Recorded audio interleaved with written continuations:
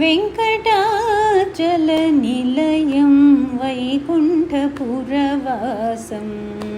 वेङ्कटाचलनिलयं वैकुण्ठपुरवासं पङ्कजनेत्रं परमपवित्रं पङ्कजनेत्रं परमपवित्रं शङ्खचक्रधर चिन्मयरूपं शङ्खचक्रधर चिन्मयरूपं वेङ्कटाचलनिलयं वैकुण्ठपुरवासम्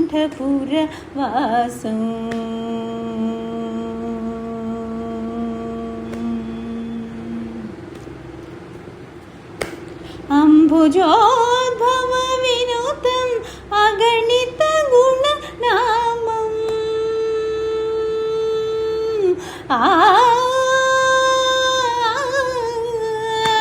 अम्बुजोद्भव विनुतम् अगणित गुणनामम् तुम्बुरु नारद गानविलोलम्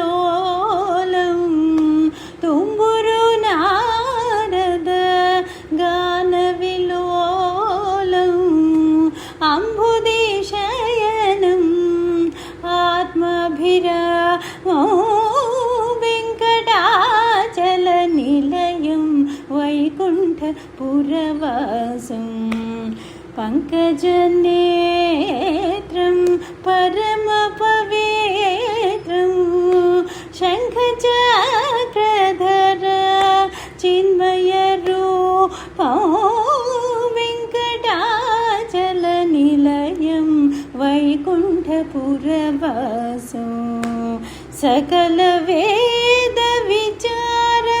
सर्वजीवनकरं सकलवेदविचारं सर्वजीवनकरं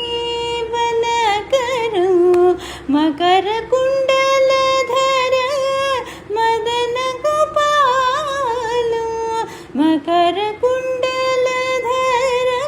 मदनगोपाल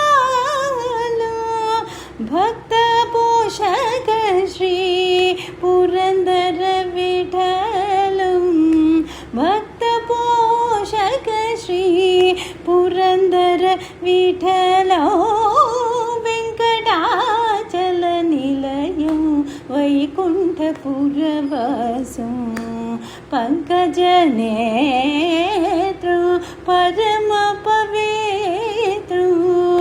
शङ्खचक्रधर चिन्मयरूपं वेङ्कटाचलनिलयं वैकुण्ठपुरवासम्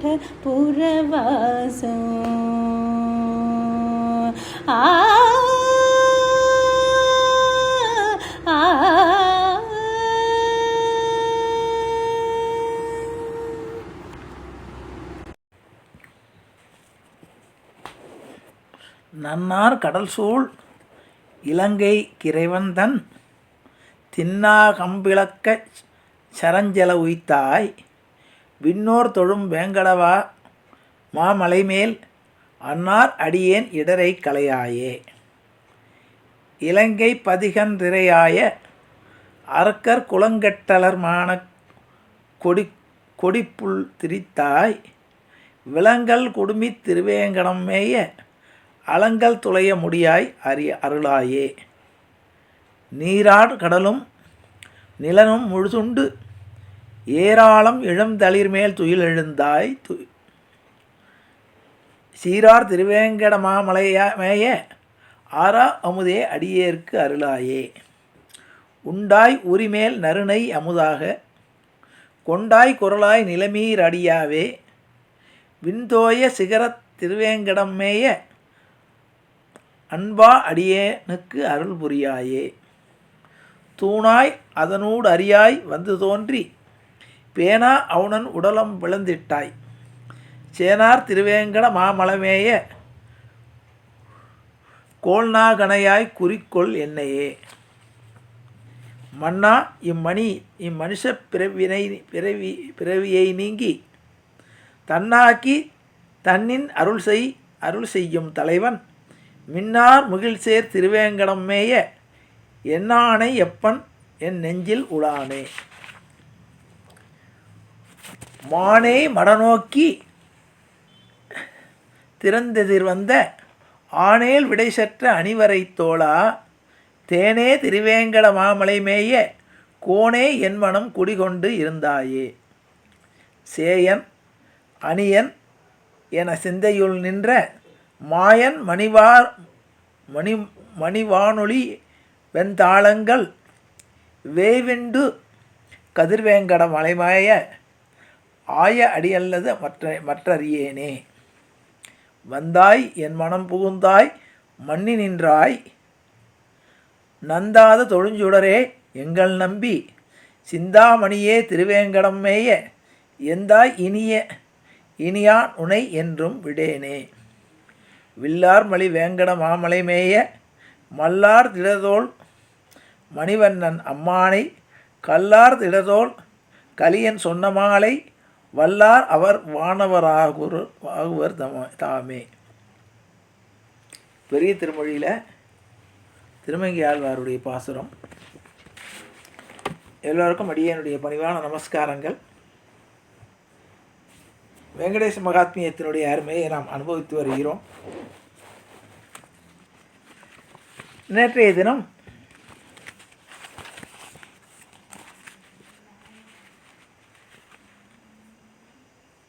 ஆகாசராஜனுக்கு சீனிவாசன் தன்னுடைய ஒப்புதலை எழுதி நான் தங்கள் ஒரு சுபதினத்தில் வந்து அந்த குறிப்பிட்ட தினத்திலே வந்து தங்களுடைய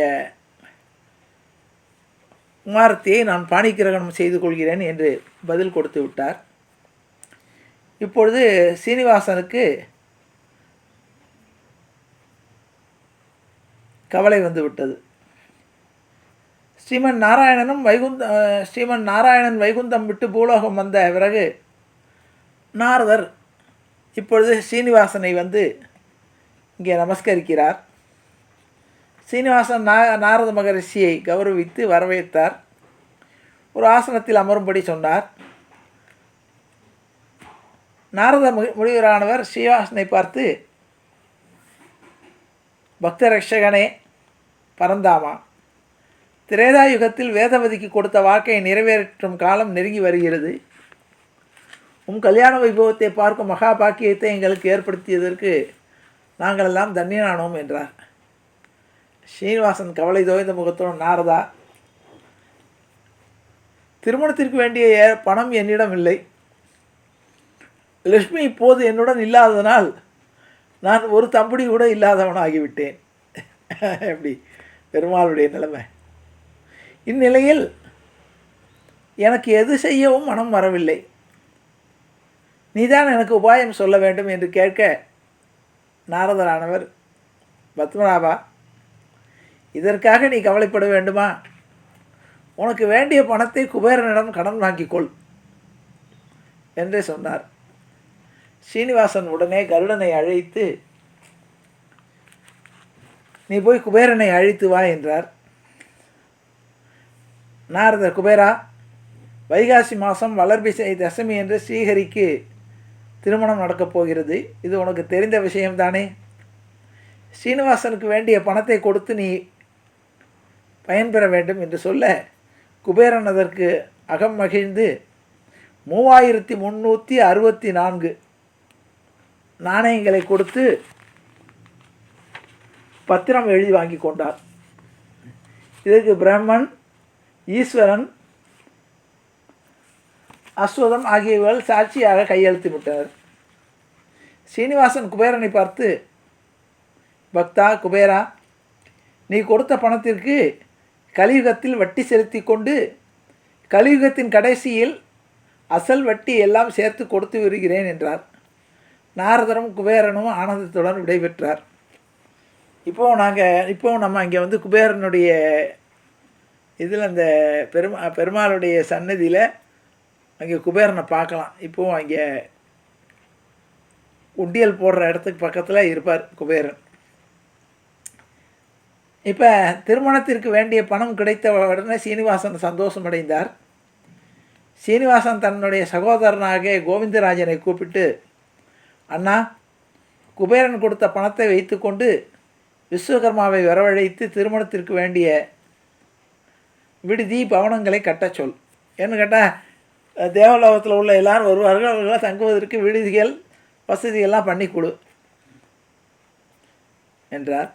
அதுக்கு கோவிந்தராஜன் அப்படியே என்று சொல்லி விஸ்வகர்மாவை வரவழைத்து திருமணத்திற்கு வேண்டிய மண்டபம், பந்தல்கள், தாழம்பூ, மாவிலை தோரணங்கள் முதலியவர்களால் சேஷாசலத்தை கலியுக வைகுண்டமாக அழகுபடுத்தினார். கோவிந்தராஜனின் கையில் தனரேகை இருப்பதனால் எவ்வளவு செலவு செய்கிறாரோ அதற்கு 4 பங்கு பணம் கஜனாவில் நிறைந்து வந்தது. அதாவது கோவிந்தராஜ பெருமாளுடைய இது அவ்வளோ ராசியாக அவர் கையில் இருந்ததுன்னா பணம் விளையும். ஆகையினால் திருமணத்திற்கு வேண்டிய ஏற்பாடுகளையும் அண்ணாவையே செய்யும்படி சொல்லிவிட்டார். ஸ்ரீனிவாசன் வகுள மாளிகையை கூப்பிட்டு, அம்மா, திருமண பத்திரிகை யார் யாருக்கு அனுப்ப வேண்டும் என்று கேட்க, வகுலாதேவியும், அப்பனே, நீ 14 லோகங்களிலும் புகழ் வாய்ந்தவன், ஆகையால் எல்லா இடத்திற்கும் பத்திரிகை அனுப்ப வேண்டும் என்றான். சீனிவாசன் கருடனை கூப்பிட்டு திருமண பத்திரிகைகள் எல்லா லோகங்களுக்கும் கொடுத்து வா என்றதும் கருடனும் அப்படியே கொண்டு போய் கொடுத்தார். கல்யாண பத்திரிகை கிடைத்ததும் அவரவர்கள் சேஷாச்சலத்துக்கு பயணமானார்கள். பிரம்மன் சரஸ்வதி, மகேஸ்வரன் பார்வதி, இந்திரன் சசிதேவி, நாரதர், திக்பாலகர்கள், பிருகஸ்பதி, அத்ரி, பரத்வாஜர், கௌதமர், ஜமதக்னி, விஸ்வாமித்திரர், வசிஷ்டர், சூதர், சவுனகர், கருடகந்தர்வ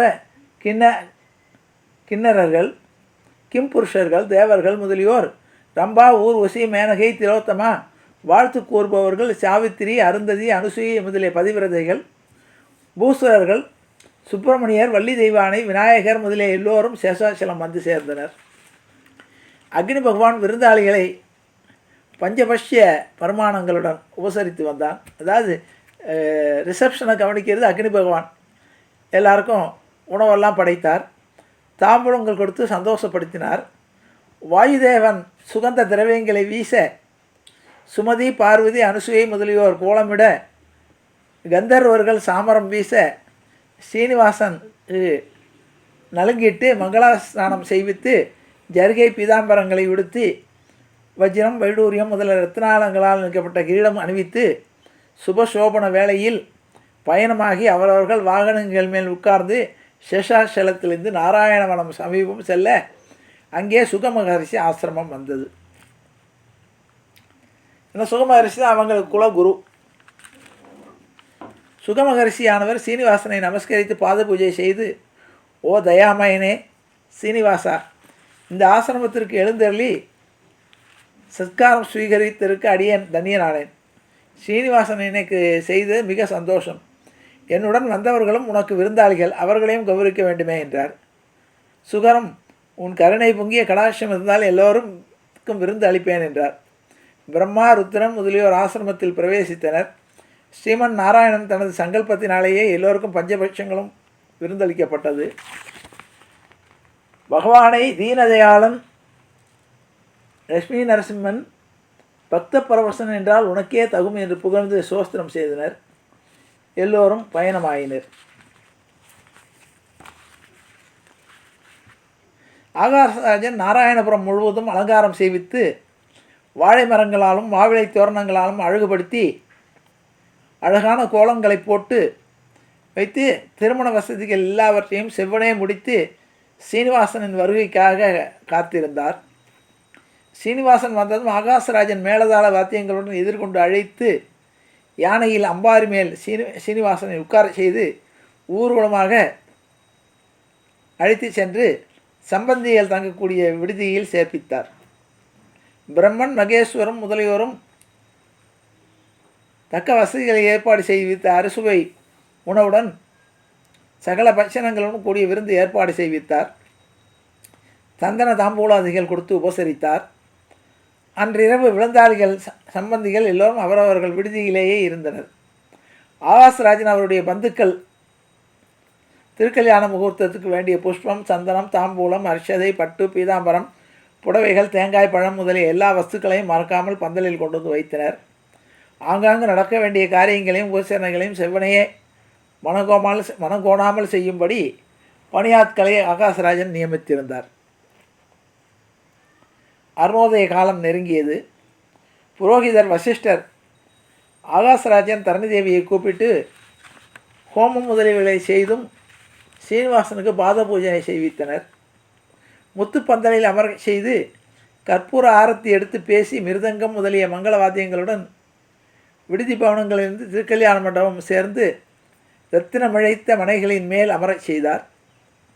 வசிஷ்டர், பிரகஸ்பதி,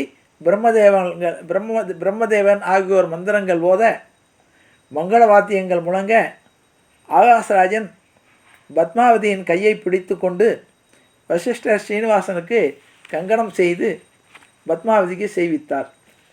ஸ்ரீனிவாசன் திருமண் காப்பிட்டு கொண்டு தம் ரத்தினங்களால் செய்யப்பட்ட திருமாங்கலத்தை ஸ்ரீனிவாசன் கையில் கொடுத்து கோட்டு வாத்தியங்கள் முழங்க பத்மாவதியின் கழுத்தில் மாங்கல்ய தாரணம் செய்வித்தார். பிரம்மாதி சகலரும் புஷ்ப அர்ச்சதைகளை பொழிந்தனர். சரஸ்வதி, பார்வதி சீனிவாசனுக்கும் பத்மாவதிக்கும் மங்கள ஆரத்திகள் எடுத்தனர். கந்தர்வர் முதலியோர் ஆகாயத்திலிருந்து புஷ்பமாரி பொழிந்தனர். பத்மாவதி சீனிவாசனின் திருக்கல்யாணம் மிகவும் வைபவமாக இனிதே நடந்தேறியது. வகுல மாளிகை புது தம்பதிகளை அர்ச்சதை கொண்டு ஆசீர்வாதம் செய்தாள். ஆகாசராஜன் பத்மாவதியை சீனிவாசனிடம் ஒப்படைத்தார்.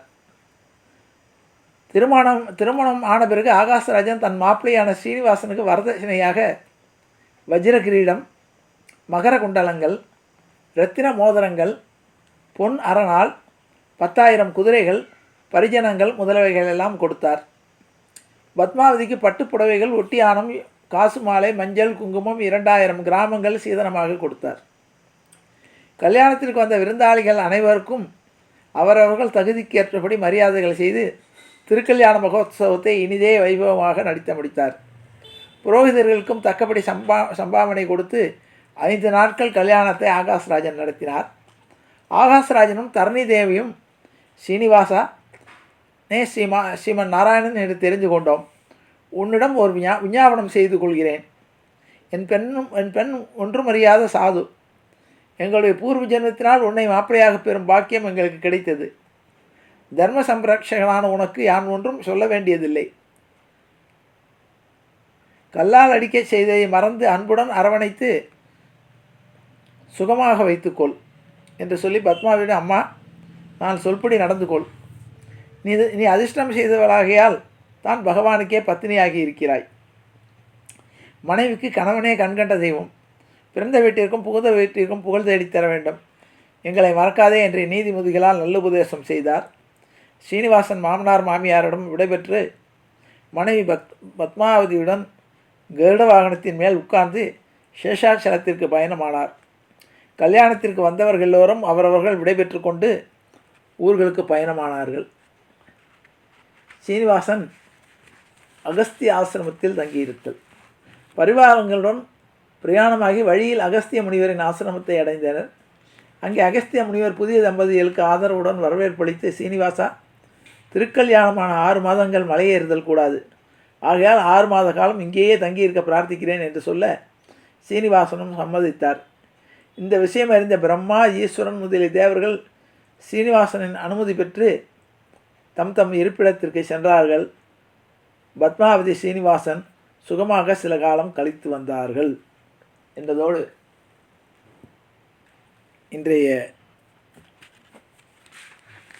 சொற்பொழிவை நிறைவு செய்கிறேன். காண்டகி ஜாந்த ஸ்மரணோயே ஜெய ஜெய ராமராம் சத்குரு மகாராஜ் கி ஜெய, ஆஞ்சநேய மூர்த்தி கி ஜெய.